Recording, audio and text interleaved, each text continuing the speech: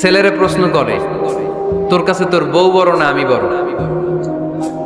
আছে না নাই? এটা একটা প্রশ্ন হইল। তোর বউ বড় না আমি বড়? দুইজনেই বড়। তো এক ছেলে সুন্দর উত্তর দিছে, আমার কাছে ভালো লাগছে উত্তরটা শুনে।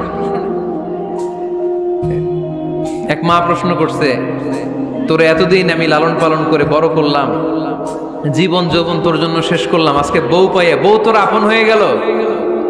এবার ছেলে উত্তর দিছে, মা, আমার মুখ থেকে মা ডাক শোনার জন্য তুমি কি কষ্টটাই না করছো জীবনে। 10 মাস আমারে পেটে ধারণ করলা, খাইতে পারো নাই, বমি করছো, খালি ওষুধ খাইছো, তোমার পেট কেটে আমারে বের করা হয়েছে, 2 বছর আমারে দুধ খাওয়াইছো, পেশাব পায়খানা পরিষ্কার করেছো।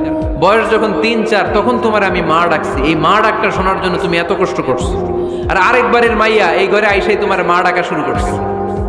যেই মেয়েটা তোমারে মা ডাকে সে আমার আপন হবে না কেন মা?